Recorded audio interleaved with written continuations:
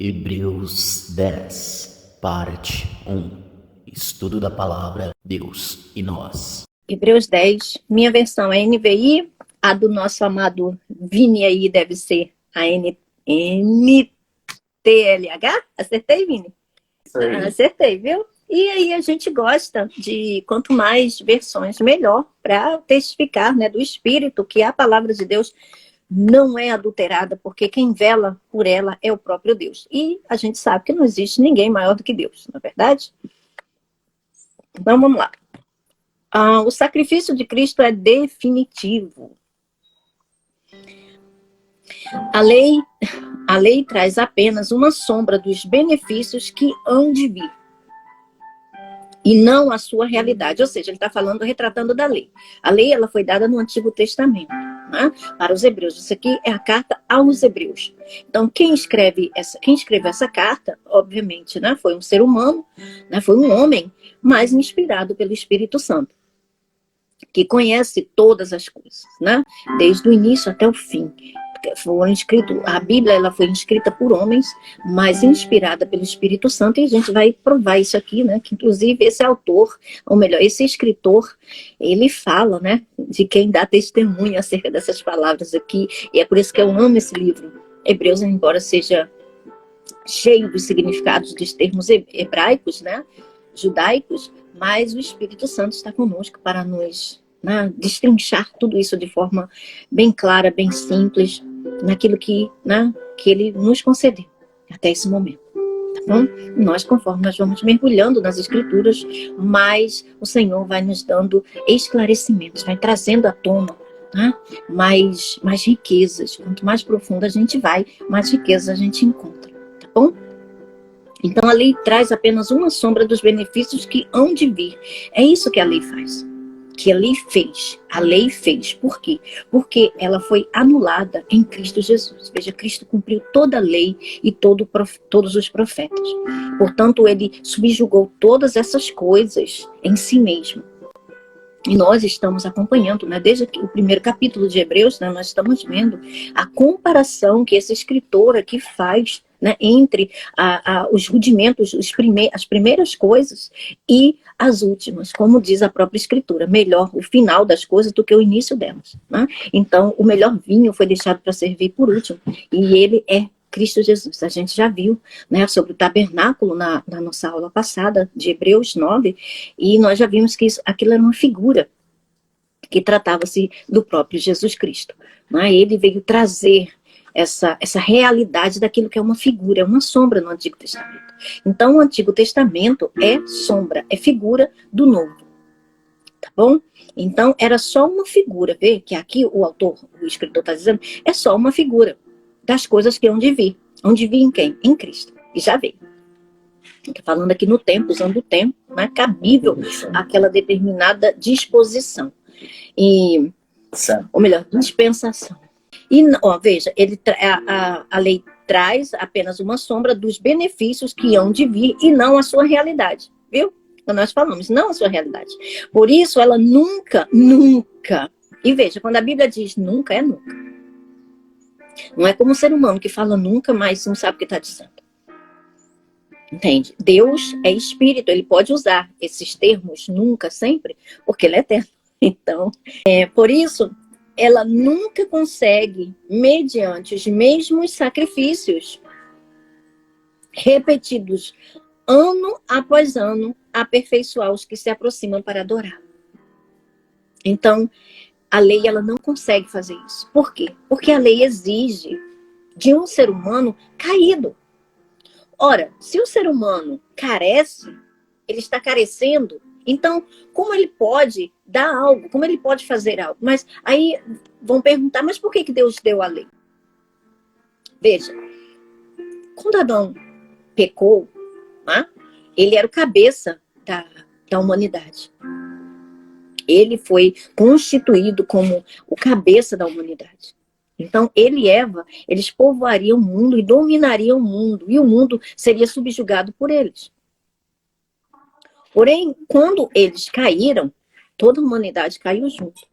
Então, veja. Tenta imaginar todos os seres humaninhos né? Como é um desenhozinho, né? Todos eles indo, todos em filinha, sabe? Enfileirados, caindo num precipício. Todos eles, sem exceção. Sim, Abraão, Isaac, todos.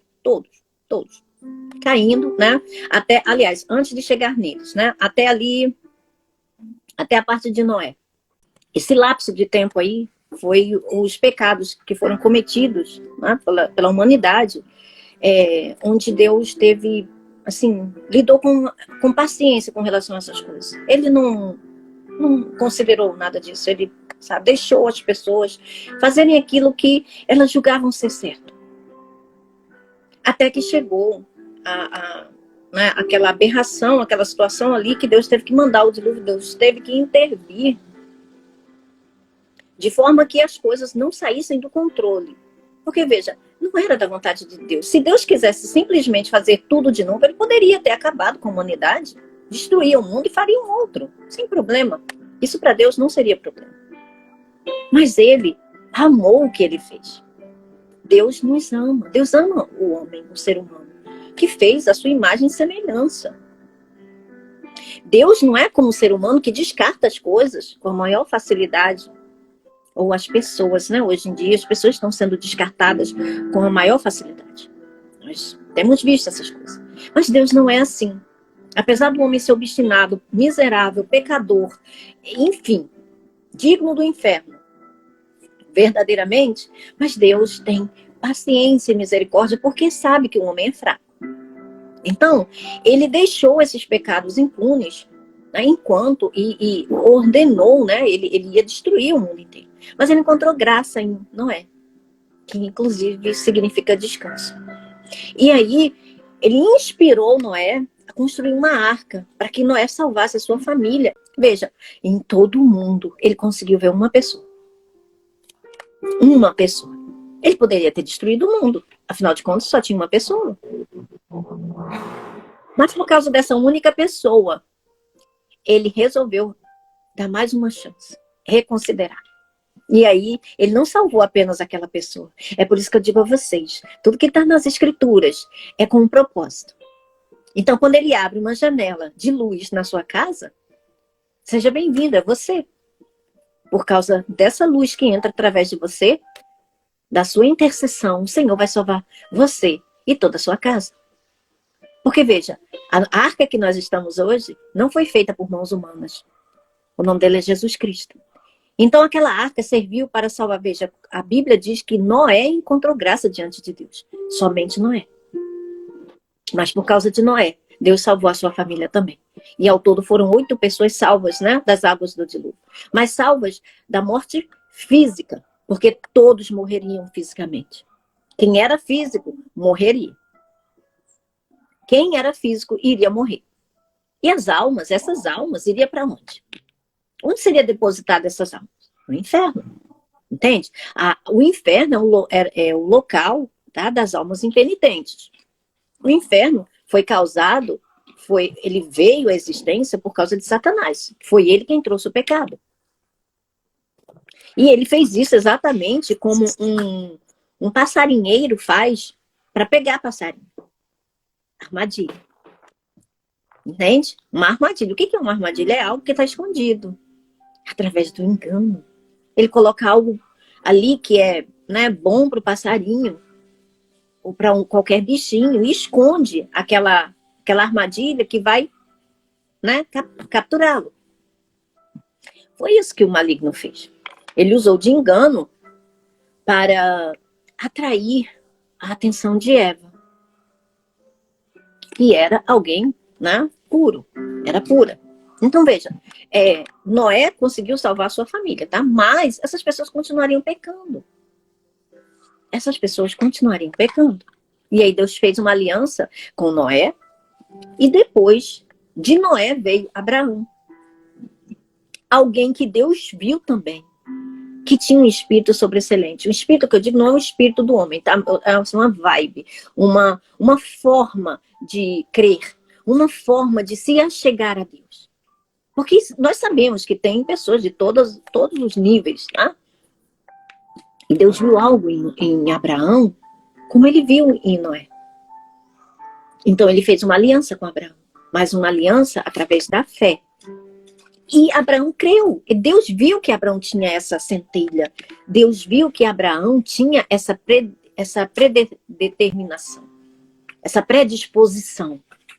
E Deus foi lá e aguçou isso, sobressaiu, ressaltou isso em Abraão. E disse: saia da sua casa, da sua parentela, e vá para a terra que eu te mostrarei. Por isso que Abraão é constituído como pai da fé. Para aqueles, tanto para os circuncidados, quanto para os incircuncisos, que somos nós, os pagãos, os gentios. Então, Abraão obedeceu a Deus, porque ele creu. Se ele não tivesse crido, ele não teria obedecido. Mas primeiro veio a fé.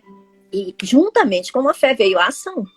É disso que Tiago fala, que a fé sem ação, sem obras, né, está morta.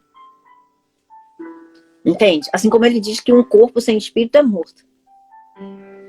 Ou seja, o corpo que não tem espírito é considerado por Deus morto. É por isso que os seres naturais são considerados mortos espiritualmente, porque eles não têm um espírito. Entende?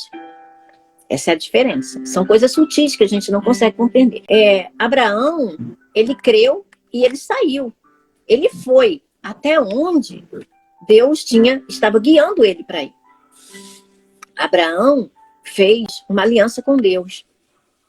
E Deus fez uma aliança com Abraão. E veja, naquele momento daquela aliança, Abraão dormiu. Abraão adormeceu. Então eram as trevas que ele foi envolvido. Não foi Deus que causou. É a fraqueza da carne. Lembra de Jesus no Getsemane? O que aconteceu com os discípulos dele? Dormiram. Adormeceram. Essa é a fraqueza da carne. Veja, a fraqueza da carne é para as coisas de Deus, não para as coisas do mundo. Mas Deus não considerou. E Deus passou por ali. E alguém passou no lugar de Abraão. Cristo. Cristo passou no lugar de Abraão. Ali houve um encontro de dois símbolos de fogo. Uma tocha e uma como que eu posso dizer? Uma tocha e como é que a Bíblia usa o termo? Não me vem na cabeça. Sabe, aqueles dois símbolos de fogo, eles se encontraram e passaram. Quando Abraão acordou, o pacto já estava feito. Então, aquela aliança foi feita. Abraão, né, deixou tudo preparado. Mas ele adormeceu. Na hora do pacto ser selado ali pelas duas partes, ele adormeceu. Mas Deus não levou isso em consideração. E foi feito o pacto. Deus aceitou. Deus aceitou. Assim como Deus aceitou também o sacrifício dele. Então veja, mas todos eles continuaram pecando. Por causa de Abraão, houve um lugar chamado paraíso, daqueles que criam em Deus pela fé. Recebiam Deus pela fé. Andavam, né, com as suas vidas, mas sempre, né, levando em consideração o Deus de Abraão. E depois de Abraão veio Isaac, e depois foi em Isaac que ele recebeu a promessa, e depois de Isaac veio Jacó, e de Jacó vieram as 12 tribos, né, de Israel. E assim foi formada a nação de Israel. E depois de tudo isso, eles receberam a lei. Por que eles pediram a lei? Eles pediram a lei. Porque eles queriam algo palpável, porque o ser humano é assim. O ser humano quer fazer algo para ele poder merecer. Para ele poder... É como se ele estivesse no lugar de Abraão e quisesse, de qualquer forma, passar. Abraão não pôde. Abraão adormeceu. Mas as pessoas sempre acham que pode. Até hoje tem gente querendo cumprir a lei. Até hoje tem gente trazendo a lei por meio da graça. Porque o ser humano sempre acha que pode. O ser humano sempre pensa que pode. Então eles disseram, não fale, não deixe Deus falar com a gente, porque senão a gente vai morrer. Fale você conosco, Moisés. E nós ouviremos, e tudo que Deus mandar fazer, a gente faz. Como se, veja, até aquele momento Deus tratava a humanidade com vamos dizer assim, na base da graça, uma graça, como é que eu posso dizer assim, primordial. Sabe, uma graça primordial. O início da graça. Um esboço da graça. Deus não retribuía ao homem aquilo que ele merecia. Se a gente analisar bem, estudar bem ali o Antigo Testamento, ali a passagem de Êxodo, a gente vai ver que Deus não permitiu que ninguém morresse ali antes da lei ser dada. Mas quando eles pediram a lei, Deus disse, não se aproxime. Porque até mesmo um animal que se aproximar desse mundo morrerá. Porque eles quiseram se colocar em par de igualdade com Deus. Como se eles pudessem, eles achassem que Deus tinha tirado eles do Egito e feito todos aqueles prodígios por mérito deles. A alma é assim. A alma sempre acha que as suas atitudes, que as suas boas atitudes, que as suas esmolas, né, como dizem, que as suas boas ações, Deus considera, nossa, isso aí me vai fazer comprar uma mansão no céu. Como houve tempo, né, da ignorância, em que, né, a igreja vendia indulgências para as pessoas morarem no céu. Isso tudo procede da alma. Não tem nada, o único espírito que está envolvido nisso aí é o das trevas. Que é quem engana até hoje as almas. Que permeia os pensamentos das pessoas e faz uma verdadeira bagunça dentro da mente das pessoas. E elas acham que só estão movidas por elas mesmas, quando na realidade só estão sendo enganadas. Então, veja, essa é a alma tentando chegar a Deus pelos seus próprios méritos, pelos seus esforços, pelas suas obras, pelas suas atitudes. Entende? Só que, quando eles pediram a lei, Deus falou, então tudo bem. Suba você, Moisés. Mas diga ao povo que não fique a tanto de distância. E Moisés subiu. E ele ficou 40 dias na presença, né? Ali na presença da glória, vendo a glória de Deus. E quando ele desceu com as tábuas, o que aconteceu? Primeiro mandamento, antes dele chegar, aliás, ele não tinha nem descido, Deus disse, Moisés, desce, porque o povo que tu tirasse do Egito está se prostrando diante de um ídolo. Não é? Então, veja, antes deles receberem a lei, o primeiro mandamento, eles já estavam descumprindo. Como podia ser isso? Se a lei ainda nem tinha sido dada. Ela tinha sido escrita na pedra, mas ainda não tinha sido dada, e eles já estavam descumprindo o primeiro mandamento. Esse é o desejo da alma, de querer fazer. É o desejo. É como disse o apóstolo Paulo, ali em Romanos. O querer fazer o bem está em mim. Ele quer. Agora, o efetuar, o fazer em si, não pode. Porque existe muitos desejos guerreando dentro de nós. Buscando o próprio interesse. É óbvio. Ora, quem em sã consciência vai preferir os outros do que a si próprio? Quem em sã consciência, segundo o padrão do mundo que nós aprendemos aqui, vai dar proeminência aos outros e rebaixar a si mesmo? Ninguém. Nem eu. Ninguém. Ninguém vai querer isso. Em sã consciência. Estou falando em pé de alma. Em termos humanos. Nenhum de nós quer isso. Né? Primeiro a gente quer o quê? O bem pra gente e pra nossa família. Depois, se sobrar espaço, né? Então que venham os outros, os demais. É assim. E os melhores disso são algo dessa natureza. Então, enfim, tá? A lei, ela não podia aperfeiçoar ninguém, porém, ela burlou por um determinado período de tempo todos aqueles que vivessem debaixo dessas ordenanças, dessas prescrições. Essas pessoas conseguiam um tempo mais de vida, sem que o maligno viesse e destruísse os seus corpos físicos. Então essas pessoas, elas conseguiam. E quando elas morriam, elas não eram jogadas diretamente no fogo do inferno para ser atormentada. Como Jesus disse, veja, nenhum ser humano sabia disso. Mas Jesus, quando ele veio, ele trouxe a realidade espiritual que ninguém conhecia. Por isso mexeu com a estrutura de muitos, que certamente deveriam vender uma série de indulgências, uma série de coisas. E ele deve ter destruído o castelinho de areia de muitos fariseus e saduceus, etc. Então, né? Enfim, e eu dou exemplo desses homens, né? Dessas seitas, dessas divisões, desses partidos, porque, né, é bíblico. Deles eu posso falar porque é bíblico e eu não quero levantar bandeira aqui contra nenhum tipo de partido, nem organização, nem, enfim, religião, seja o que for. Não fui chamada para isso. Então, veja, esses homens, certamente, eles tinham conhecimento da lei. Eles sabiam o que a lei dizia. Mas eles faziam? Não, nem faziam. Eles nem entravam no reino e nem deixavam as pessoas entrarem.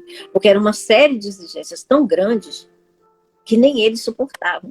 Mas, às vezes, se as pessoas estavam debaixo dessas exigências, ordenanças, essas almas, quando o corpo era destruído, essas almas iam ali para o seio de Abraão, o pai da fé. Veja, Abraão, ele foi circuncidado com 100 anos. Então, ele é o pai, tanto dos que são circuncidados, quanto dos que não são circuncidados. Porque Deus fez a aliança com Abraão, né, da fé, antes dele ser circuncidado. Então, a promessa foi feita a Abraão antes de ele ser circuncidado. Então, ele é tanto dos judeus, né, que se vangloriam da circuncisão, quanto dos não-judeus. Por isso ele é o pai da fé. Mas ali, aquele lugar que existia no inferno, era o depósito das almas. Então, essas almas que estavam debaixo dessas prescrições, que não podiam tirar para sempre o pecado, por isso elas estavam ali, e não estavam lá no céu. O paraíso não era no céu, porque, veja, pecado afasta o homem de Deus. Separa o homem de Deus. Deus não tem lugar na sua habitação celestial, que é santa e pura, para depósito de almas pecadoras. O que? Você pode me falar sobre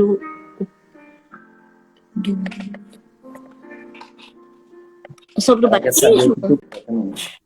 Não é o que eu penso, Duda. É o que a Escritura diz. O batismo é que, inclusive, hoje nós vamos falar um pouco, né, sobre ele. O batismo, o verdadeiro batismo, Jesus já passou por nós. Que Jesus não precisava se batizar nas águas, mas ele precisava cumprir a justiça, toda a justiça, por nós, em nosso favor, em nosso lugar. O batismo nas águas, exatamente. Então, o batismo nas águas hoje é apenas um símbolo. É algo apenas para as igrejas praticarem quem quiser. Né? Aqueles que, mas não tem poder nenhum, não faz diferença nenhuma. É apenas um banho do seu corpo.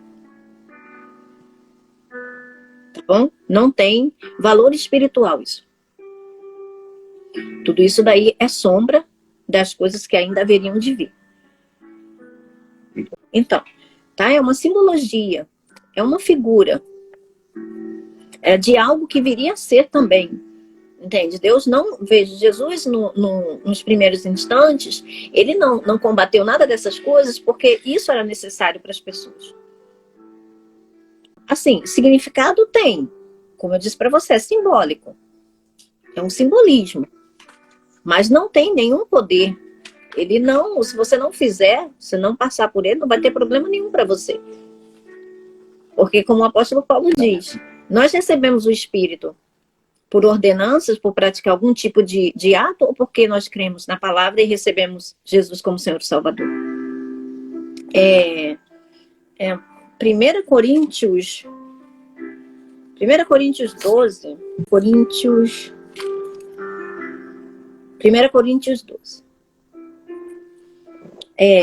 versículo 12. Ora, assim como o corpo é uma unidade, embora tenha muitos membros, que somos nós, o corpo é de Cristo, é a igreja, tá? É a igreja universal. Veja, não é a igreja universal dessa que a gente conhece, pelo amor de Deus. Eles se apropriaram disso, né? E tornaram uma coisa, né, humanamente falando. Não, é a igreja universal do reino de Deus verdadeira, espiritual, tá bom? Tá? Então, é o corpo de Cristo que é a igreja, tá? Então, todos os membros, mesmo sendo muitos, formam um só corpo. o corpo de Cristo. Assim também com respeito a Cristo. Pois em um só corpo todos nós fomos batizados. Em um único Espírito. Quer judeus, quer gregos, quer escravos, quer livres. E todos nós fomos dados a beber de um único Espírito. Então, o batismo do qual João Batista disse para Jesus, ora, eu preciso ser batizado, você vem até mim? O que Jesus disse para ele, Duda? Duda! O que Jesus disse para ele, Duda? Desde que seja assim, para que seja cumprida toda a justiça. Veja, Jesus estava cumprindo do início até o fim a justiça, para que não ficasse devendo nada, para que tudo ficasse pronto para a gente só receber. Entendeu, Duda? A Duda falou aqui, quando Jesus diz batizai-vos? Bem, então, veja só. Tudo existe um início, Duda. Como a gente está estudando, eu não sei se você tem acompanhado as nossas lives, a gente também, veja, não foi programado por nós, foi o Espírito Santo, e agora eu começo a entender o porquê que o Espírito Santo nos deu essa direção, tá? Por quê? Porque o início da igreja foi em Atos. Atos são os primeiros atos da igreja. Era ali que a igreja começava a se formar. Até então, era apenas as coisas, né, dos judeus. Então, Jesus veio como judeu, debaixo da lei, para cumprir toda a lei. Ele não podia dizer para os seus conterrâneos que não fizessem as coisas que eles já estavam habituados a fazer, porque senão, lembra quando foi, Pedro chegou e falou, mestre, perguntaram para Pedro, vocês são mestres, não dá o imposto do templo? Jesus perguntou a Pedro, a quem que se cobra os reis da terra, quem que eles cobram as coisas? Dos filhos ou os estrangeiros? E Pedro disse, dos de fora, dos estrangeiros. Aí Jesus falou, então os filhos estão isentos, mas para não escandalizá-los, vá lá, pesca um peixe e dentro dele você vai encontrar o valor suficiente para pagar o meu e o seu. Entende? Veja, Jesus não veio escandalizar, Jesus não queria trazer escândalo para o seu próprio povo. Mas as coisas, elas seriam adequadas ao longo do processo. Entende? Então, veja, até o apóstolo Paulo teve que ser batizado. O apóstolo Paulo também batizou algumas pessoas até ele receber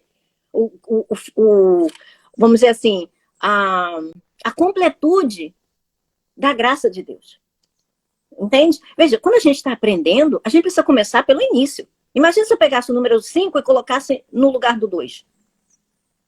Eu não estaria fazendo uma coisa despropositada? Não teria lógica, não é? Então, tudo tem um início. Então, quando Jesus disse isso para os seus discípulos, ele não disse que os seus discípulos iriam aos gentios. Ele disse que os seus discípulos iriam aos filhos da casa de Israel perdidos pelo mundo, que estavam dispersos pelo mundo. Ele disse, vá às ovelhas da casa do meu pai. Porque ele veio primeiro, a salvação vem dos judeus. Ora, se Deus não tivesse feito assim, seria uma grande injustiça com os judeus. Porque são o único povo que sobreviveram até os dias de hoje, com todas as suas tradições. Eles não se perderam ao longo do tempo. Apesar de muita distorção, de muita coisa, eles são o único povo que sobreviveram depois de tanta coisa que já aconteceu. Muitos povos já vieram e muitos povos já se foram. Mas os judeus permanecem, entende? Então Jesus disse isso para os teus. Veja, Duda. Adorei seu nome, Duda. Duda. Veja. Jesus disse isso para os seus discípulos. Mas veja, ele levantou um carinha pequeno, chamado Paulo, Saulo de Tarso. Esse foi o único que pregou aos gentios. Mas o que o apóstolo Paulo diz, meu bem? A gente ia ler aqui em Efésios rapidinho, tá? Efésios só para que você saiba na palavra de Deus, tá bom? Que não é coisa da minha cachola, tá? Ó, a unidade é Efésios 4. Efésios 4:4, tá? Capítulo 4, versículo 4. Tá? Há um só corpo e um só espírito, assim como a esperança para a qual vocês foram chamados é uma só. Há um só Senhor, uma só fé, um só batismo, um só Deus, um Pai de todos, que é sobre todos, por meio de todos e em todos. Todos que ele diz aqui, todos que estão em Cristo, tá? Não é todos do mundo, não. Todos que estão em Cristo, que fazem parte do corpo. Todos do corpo. Nenhum membro está fora. Todos do corpo, seja qual for o membro, importante ou insignificante, corpo, entende? Então, há um só batismo, tá bom? Então, olha o que ele diz, o mesmo apóstolo, tá? Dos gentios, olha o que ele diz em 1 Coríntios mesmo, 1 Coríntios 1. Ele diz assim, olha. Acaso Cristo está dividido? Foi Paulo crucificado? Cadê? Dou graças a Deus por não ter batizado nenhum de vocês, exceto Crispo e Gaio. Esses homens, nós já vimos em Atos, tá? Veja como o Espírito Santo ele é perfeito. Foram homens, durante as viagens de Paulo, missionários, no início da sua comissão, né? Tudo tem um início. Esses foram os homens que ele batizou naquele início ali. E nós vimos, né, Vini? Está descrito em Atos dos Apóstolos. Ele diz assim, tá? Crispo e Gaio. De modo que ninguém pode dizer que foi batizado em meu nome. Batizei também os da casa de Estéfanas. E nós identificamos isso em Atos dos Apóstolos. Só não posso precisar aqui agora, nesse momento, mas está lá. E, além desses, não me lembro de se batizei alguém mais. Aí ele diz... agora no versículo 17. Pois Cristo não me enviou para batizar nas águas. Batizar nas águas. Mas para pregar o evangelho. Não, porém, com palavras de sabedoria humana. Para que a cruz de Cristo não seja esvaziada. Então, o apóstolo Paulo era aquela chamada conhecida ovelha negra da família. Que as pessoas falam por aí. Né? E muitos não consideram ele como apóstolo. Porque ele foi o apóstolo escolhido para ir ao resto do mundo que não era judeu. Então, os outros apóstolos, os 11 apóstolos escolhidos por Cristo, exceto Matias, que não foi escolhido por Cristo, mas foi uma votação entre eles, e isso não procede do Espírito. Então, meu bem, se você recebeu, sua mãe recebeu Jesus Cristo como Senhor e Salvador da sua vida, você é salva. Você é salva pela fé. E não por batismo. Olha, Duda. Olha aqui, ó, no capítulo que a gente está estudando, meu bem. Versículo 22. Assim aproximemo-nos de Deus com um coração sincero e com plena convicção de fé. Tendo corações aspergidos para nos purificar de uma consciência culpada e os nossos corpos lavados com água pura. Adivinha que água pura é essa? É o Espírito Santo. O Espírito Santo é essa água pura. E está descrito ali em Tito, Tito 3, versículo 5, a partir do versículo 4, Duda. Mas quando da parte de Deus, nosso Salvador, se manifestaram a bondade e o amor pelos homens, não por causa de atos de justiça por nós praticados. Viu? Nada que nós tenhamos feito. Mas devido à sua misericórdia, veja, a misericórdia de Deus, ele nos salvou pelo lavar regenerador e renovador do Espírito Santo, que ele derramou sobre nós generosamente por meio de Jesus Cristo, nosso Salvador. Então, quem escreveu essa carta aqui, de Tito, foi o apóstolo Paulo.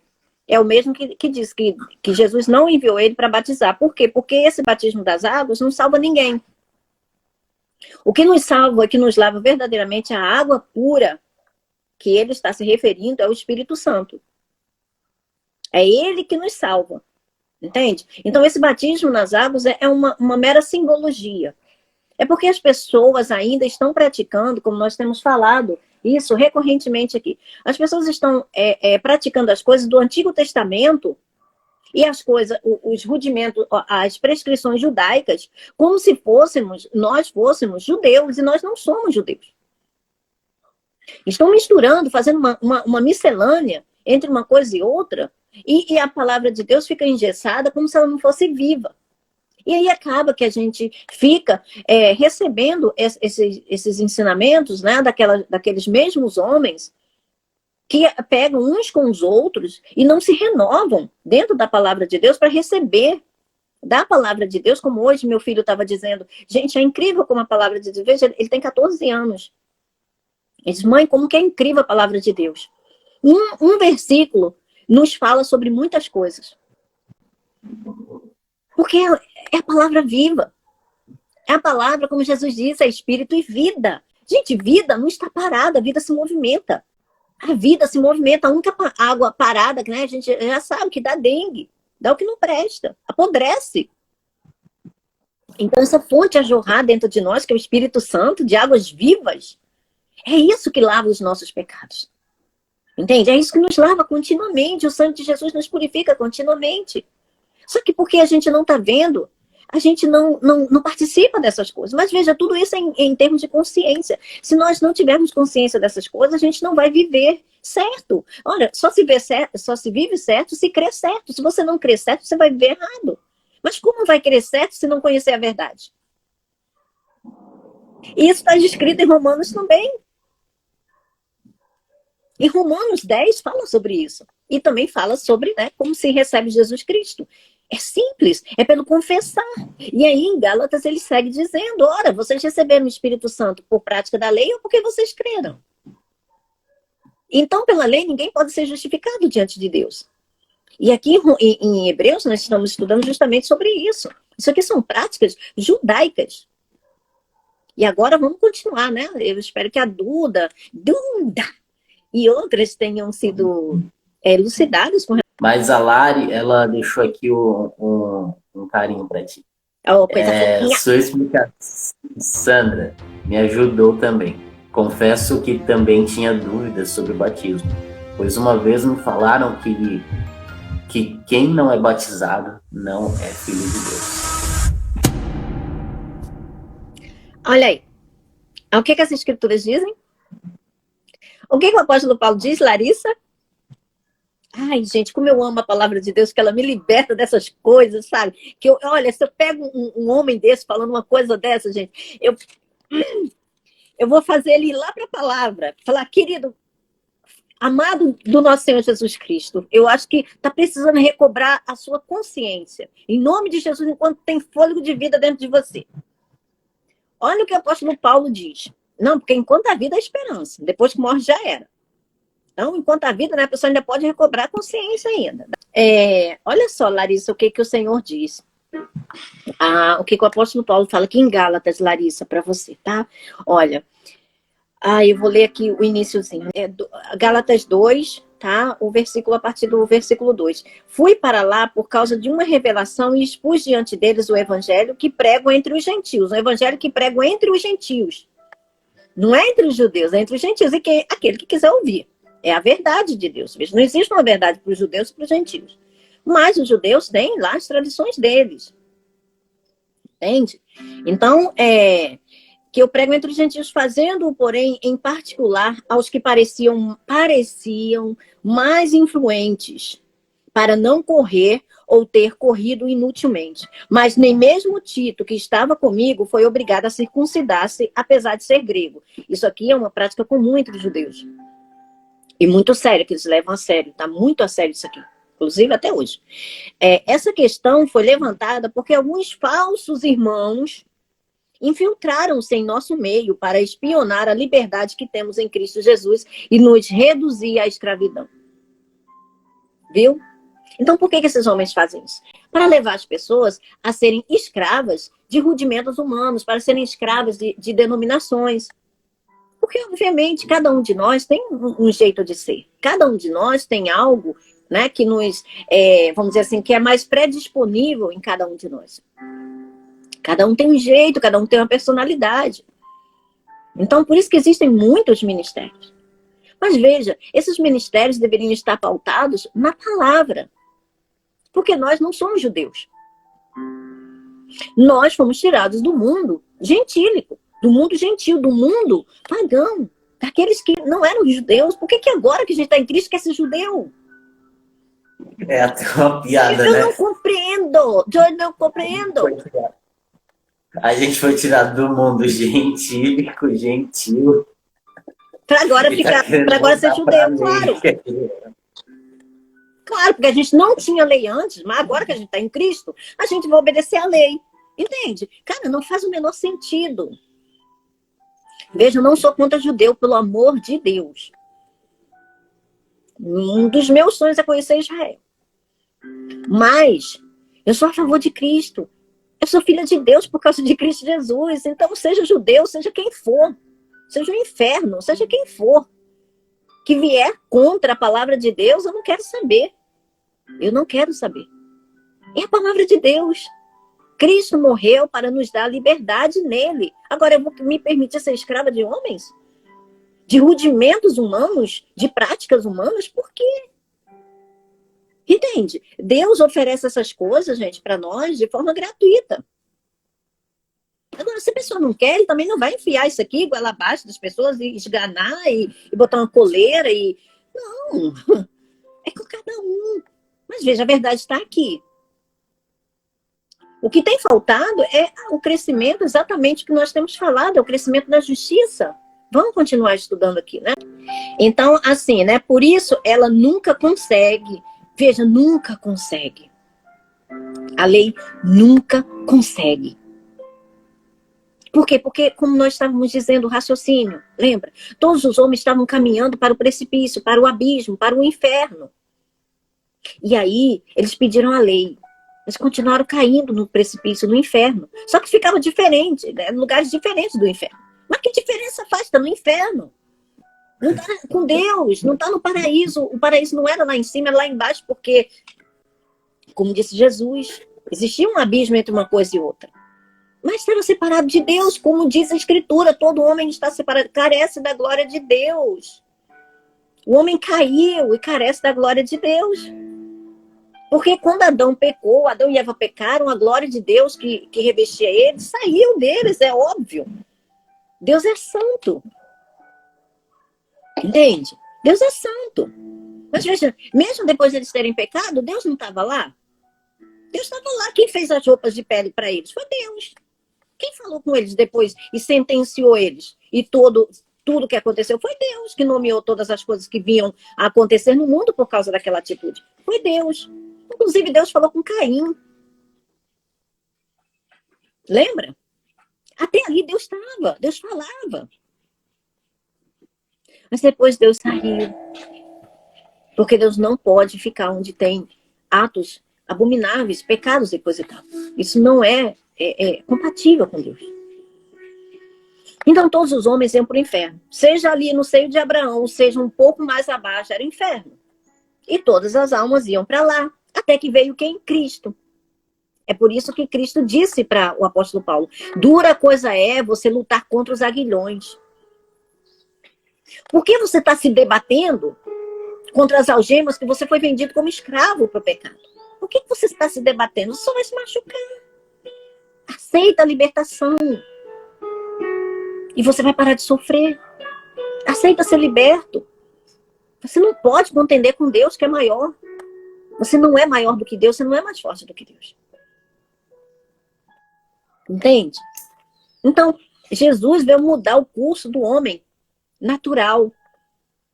Só que se Jesus tivesse morrido na cruz, levado o pecado, e nós continuássemos sendo almas viventes, que diferença faria isso?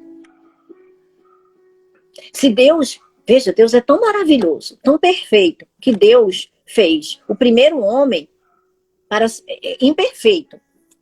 Ele é incompleto. Por isso que a alma tem essa sede, essa fome. A alma, ela tem esse vazio, esse desejo incontrolável pelo inimaginável. Existe aquele vazio dentro dela, que só é preenchido pelo Espírito.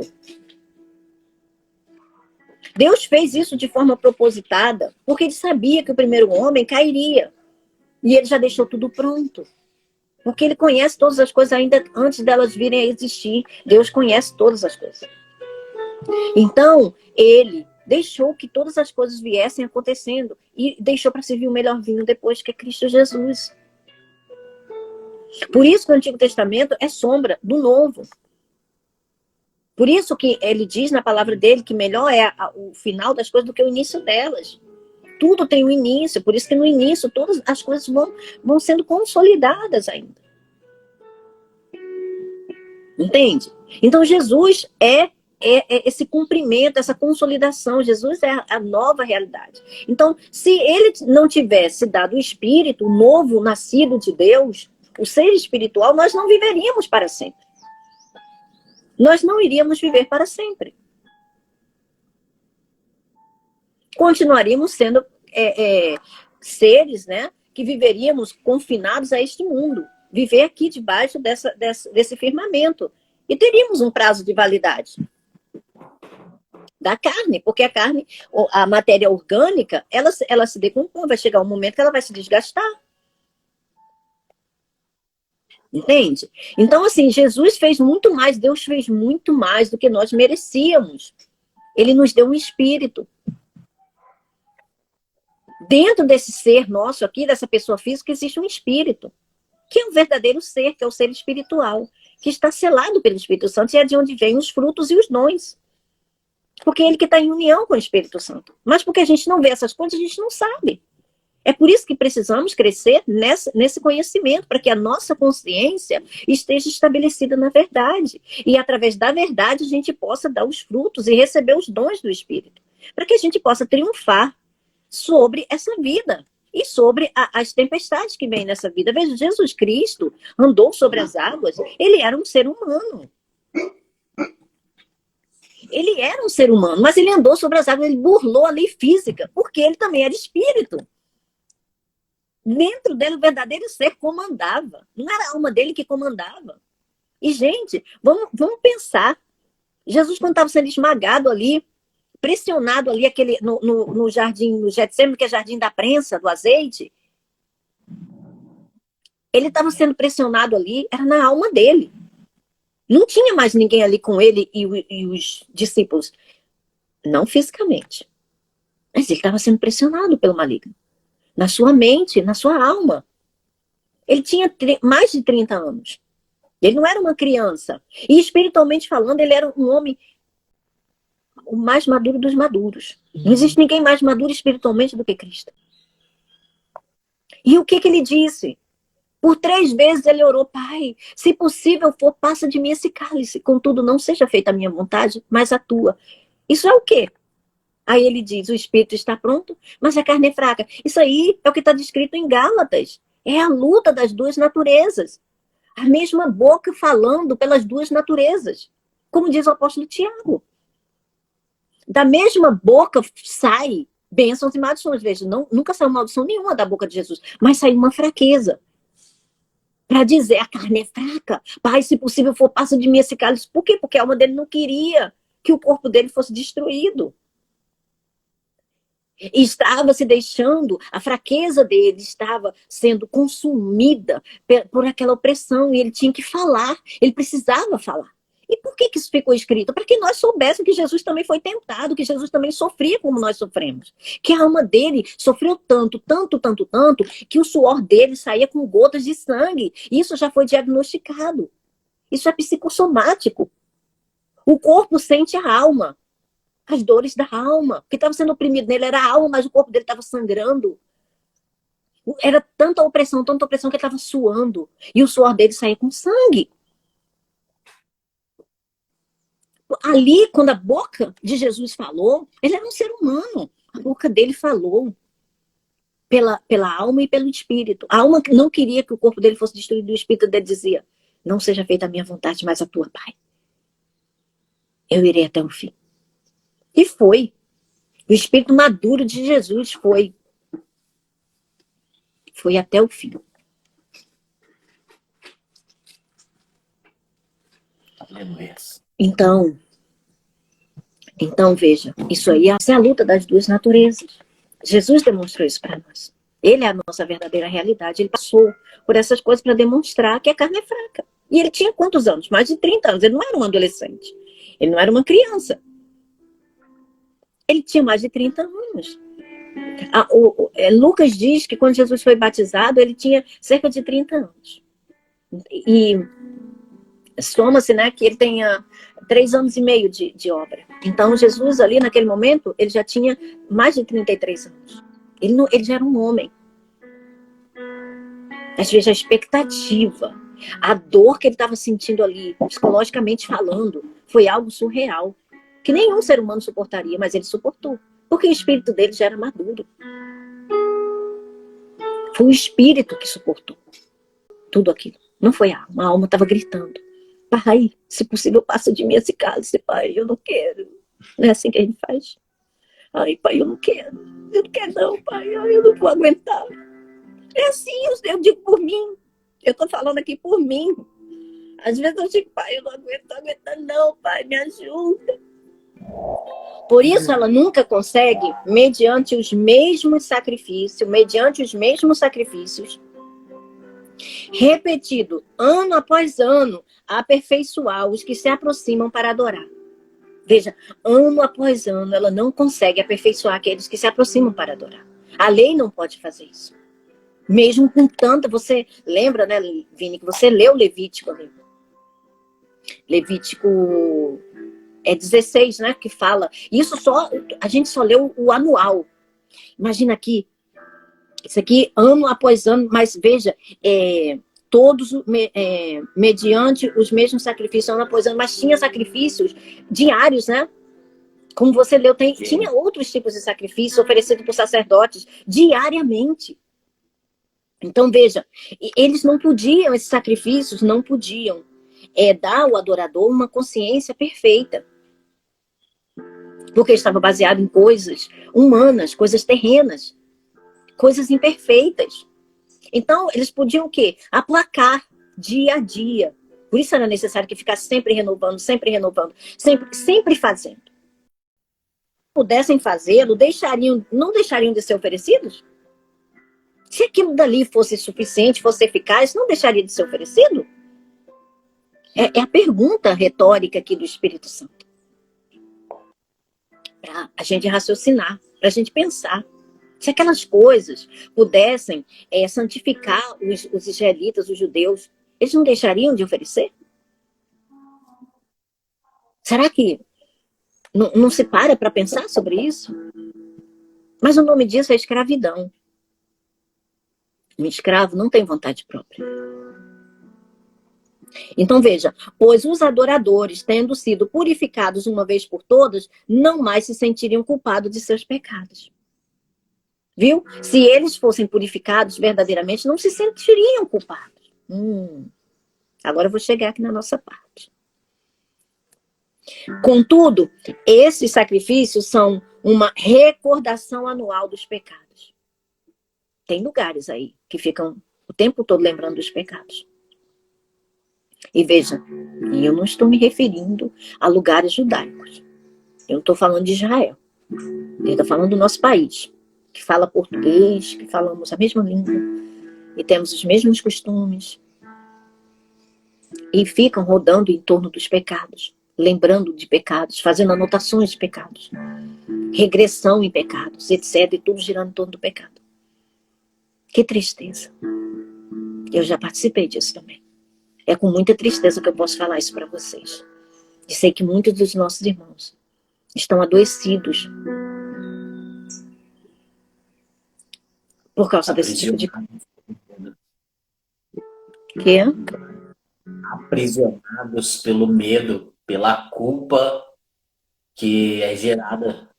Eles são Sim. pastores. Sim. Pastores da morte.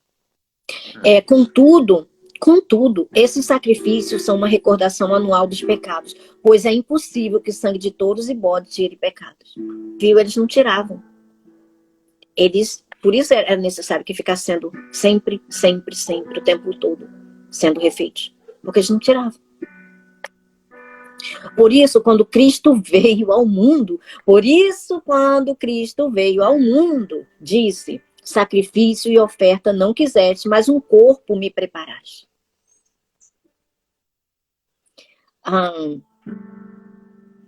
Veja, a gente não vê Cristo falando isso. Não é? Nenhum dos evangelhos. Por quê? Porque 30 anos de Jesus ficaram no anonimato. 30 anos de Jesus ele viveu. Isso serve para cada um de nós. O que Jesus enfrentou é o que nós enfrentamos. A diferença é que Jesus, ele cria verdadeiramente nas coisas que o Pai falava para ele. Ele levava muito a sério aquilo. Ele deu muito crédito à palavra do Pai. Ele não permitia que a sua alma gritasse mais alto do que o seu espírito. Ele levava em consideração a palavra de Deus. E veja, o que está dizendo aqui é que, veja, Jesus disse essas coisas. Mas sabe onde está escrito isso daqui? Agora a gente vai começar a entender. Olha que coisa maravilhosa. A Bíblia é maravilhosa. Vamos lá. Sacrifício e oferta não quiseste, mas um corpo me preparaste. Então guardem bem isso aí. Um corpo me preparaste. Sabe o cordeiro? Quando João Batista viu Jesus, o que é que ele disse? Eis aí o Cordeiro de Deus que tira o pecado do mundo. Foi para isso que o corpo de Jesus foi preparado. Foi para isso que Deus deu a ele o vir a esse mundo em corpo físico. Para que ele veio para morrer por nós. Ele veio como um Cordeiro Santo para morrer por nós. Para ser oferecido em nosso lugar. Porque o inferno já estava cheio das almas. Como dizem, né? O inferno está calçado de boas intenções. Cheio de almas bem intencionadas. Mas não faz deles um lugar legal. E nem recondiciona essas almas. E tem muitas religiões por aí que diz que a gente volta, a gente reencarna e vem para cá para a gente poder ser aperfeiçoado. Gente, isso não existe. Por isso, quando Cristo veio ao mundo, disse: sacrifício e oferta não quiseste, mas um corpo me preparaste. Ou seja, né, o que João Batista disse, isso aqui é o Cordeiro de Deus que tira o pecado do mundo. De holocaustos e ofertas pelo pecado não te agradaste. Então eu disse: aqui estou, no livro está escrito a meu respeito. Vim para fazer a tua vontade, ó Deus. Aí a gente descobre que essas palavras, que, veja, por isso quando Cristo veio ao mundo, ou seja, isso aqui está dizendo que Jesus falou essas palavras. Não é? Não está dizendo que isso aqui foi dito por Jesus? O Espírito Santo está dizendo que foi dito por Jesus. Agora, sabe onde é que a gente acha essa palavra? Você pode ler, Vini? Salmo 40, do 6 ao 8? Tu não queres animais oferecidos em sacrifícios, nem ofertas de cereais. Não pediste que animais fossem queimados inteiros no altar, nem exigiste sacrifícios oferecidos para tirar pecados. Pelo contrário, tu me deste ouvidos para ouvir. E por isso respondi: aqui estou. As tuas instruções para mim estão no livro da lei. Eu tenho prazer em fazer a tua vontade. Ó meu Deus, guardo a tua lei no meu coração. Ou seja, quando Davi falou sobre essas coisas, ele não estava falando a respeito dele. Veja, Davi era um profeta. O profeta, ele é uma boca de Deus. Ele fala dos mistérios de Deus. Ele fala as coisas de Deus para os homens. Veja, profeta fala de Deus para os homens e sacerdote fala dos homens para Deus. Entende? A diferença são os dons, né? Os ministérios, né? Que Deus levanta. Um vem dele para nós e outro de nós para ele. Jesus, ele acumula todas as coisas. Tudo isso veio de Cristo. Então, veja, Davi estava falando sobre Jesus. Jesus, em sua vida terrena, enquanto ele crescia, humanamente falando, ele falava essas coisas aqui com o Pai. Estava escrito a respeito dele no livro, ou seja, nas Escrituras, no Antigo Testamento. Essas coisas estavam escritas a respeito de Cristo. Então, Cristo falava essas coisas aqui. Mas veja, Cristo não falava isso daqui de forma repetitiva e como muitos, né, têm ensinado. E veja, eu não estou criticando as pessoas que fazem isso, porque tudo é uma questão de relacionamento com Deus, mas até que nós venhamos a ter essa consciência, nós queremos fazer de alguma forma, né? Mas hoje a gente sabe que Deus não está formando softwares, nem máquinas e nem computadores. Ele veio, através de Cristo, formar filhos. Não é? Trazer muitos filhos para a glória de Deus. Então, ele quer se relacionar com esses filhos de forma familiar, como a família, como nós, em nossa casa, né? Nos relacionamos com nossos pais, com as nossas mães, com nossos irmãos. É tudo com muita intimidade, né? Com leveza, tudo muito espontâneo. Então, ele não quer que a gente fique, veja, Jesus aqui, ele não ficava repetindo essas coisas. Mas essas coisas que estavam descritas no Antigo Testamento, era para ele.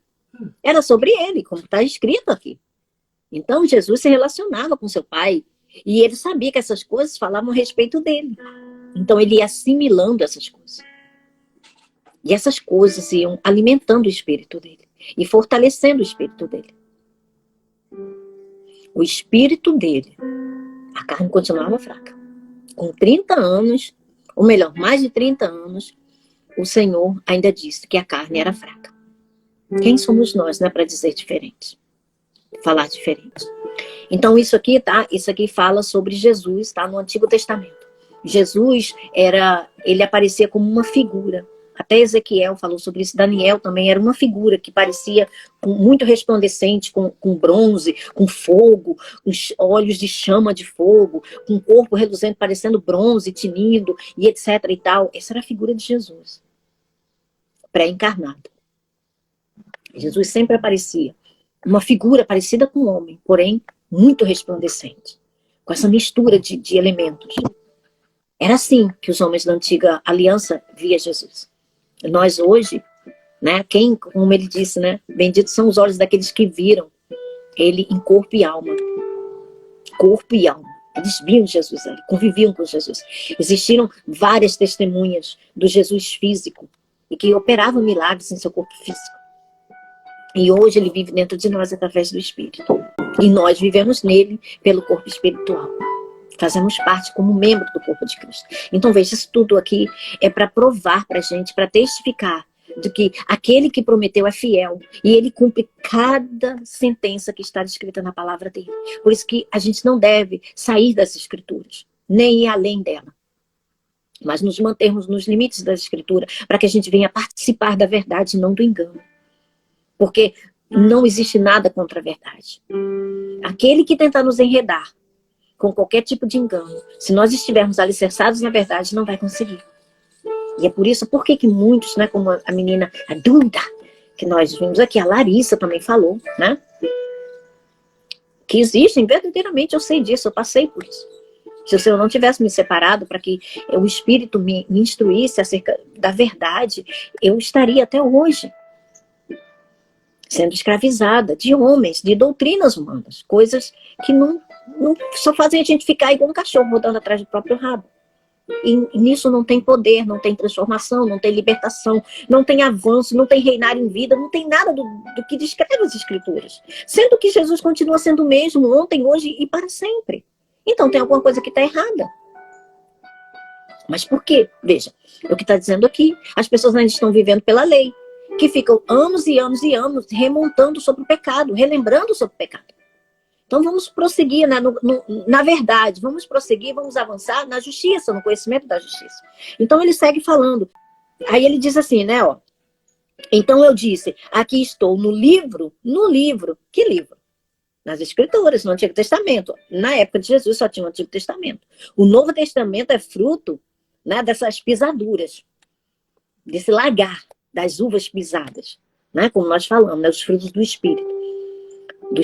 De Cristo, a pedra angular, e dos profetas e dos discípulos, dos apóstolos, que são o alicerce do Novo Testamento. E essas coisas ficaram escritas para nós, as quais nós estamos lendo aqui agora. Então, veja, tudo fundamentado na própria palavra. Então ele diz, no livro está escrito a meu respeito, eu vim para fazer a tua vontade, a Deus. Jesus veio para fazer a vontade de Deus. Primeiro ele disse, sacrifícios, ofertas, holocaustos e ofertas pelo pecado não quiseste, nem deles te agradaste, os quais eram feitos conforme a lei. A lei exigia isso. Porque eram pessoas terrenas, eram pessoas humanas que tentavam se achegar a Deus do jeito que elas eram. O perfeito ainda não tinha vindo. O verdadeiro sacrifício, o verdadeiro Cordeiro de Deus ainda não tinha vindo. Então aquelas coisas precisavam ser frequentemente oferecidas, sempre feitas, sempre fazendo. Então acrescentou, aqui estou, vim para fazer a tua vontade. Ou seja, era Jesus falando isso. Jesus conversando com o Pai. Isso só está registrado aqui em Hebreus. Isso não está registrado nos evangelhos. Nem de Mateus, nem de Marcos, nem de Lucas, nem de João. Só está registrado aqui em Hebreus. Quem escreveu isso daqui teve contato com Jesus físico. Entende? Quem escreveu essa carta aos Hebreus teve contato com Jesus físico. E isso aqui fala, né, das coisas em termos hebraicos, né, do hebraico, em termos dos judeus. Mas que servem para nós. Para que nós venhamos a ter o conhecimento pleno da verdade. Para que a gente ande no conhecimento pleno da verdade, para que a gente viva verdadeiramente livres. E não sejamos escravizados. E veja, isso está sendo ofertado aqui. Livre e gratuitamente, para quem quiser receber. Quantas pessoas já entraram, quantas pessoas já saíram? Agora, aqueles que permanecerem serão agraciados, receberão. Aqueles que não permanecem, infelizmente, eles continuarão nas suas vidas, sendo, né, levados como folhas de um lado para o outro, por qualquer sorte, por qualquer vento de doutrina. Infelizmente, mas isso é culpa de Deus? Não. As pessoas depois se desesperam e ficam apavoradas e se debatendo. Mas veja, tem disponibilidade, mas elas não estão com ouvidos para ouvir. Então, ele diz, né? Ele cancela o primeiro para estabelecer o segundo. Ou seja, o quê? O conserto. Aquelas antigas regras, aquelas leis, aquelas observações, aquelas prescrições foram canceladas porque alguém cumpriu tudo. Só foi cancelado porque foi cumprido. Perdeu a sua eficácia. Porque foi cumprido. Se não tivesse sido cumprido, aquilo ainda estaria de pé. Como nós vimos no capítulo 9, aqui que nós lemos, né, na aula passada. Enquanto o tabernáculo terreno está sendo usado, o Santo dos Santos não é inaugurado. Mas veja, Jesus, que foi o corpo físico, né, que foi um homem físico, o último Adão físico, cumpriu tudo, perfeito, plenamente, e adentrou o Santo dos Santos. E ele nos deu esse lugar no Santo dos Santos, nos tornando espirituais, dando-nos um espírito para que nós possamos chegar diante de Deus como filhos, e não mais como escravos, e não mais como criaturas, não apenas como almas viventes, mas como espíritos que têm vida em si mesmo.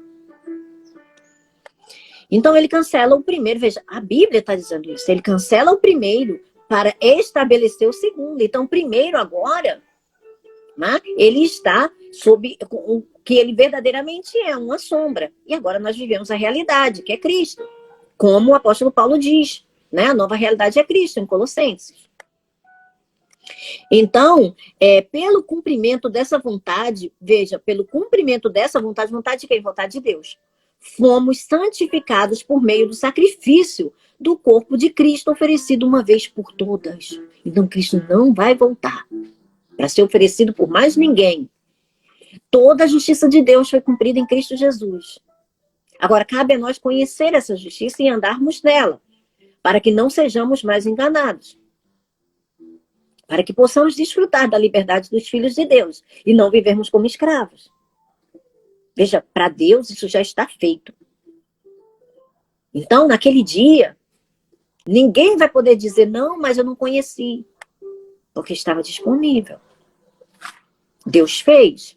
Cristo cumpriu cada requisito. Nada ficou de fora. Deus não poupou nada. Caiu tudo sobre Cristo. Nada foi poupado para o Filho de Deus. Justamente para que Satanás não pudesse nos acusar. Então, por que nós estamos aceitando a acusação? Daquele que já foi condenado. Porque nós estamos desconhecendo a justiça que foi feita em nosso favor. Parece que nada aconteceu. E isso não é verdade. Então, dia após dia,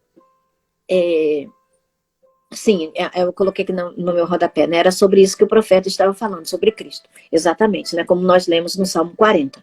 Né? Era sobre isso. Vini, você pode ver, Vini, por gentileza, a 1 Coríntios 5:7, por favor. Isso é necessário.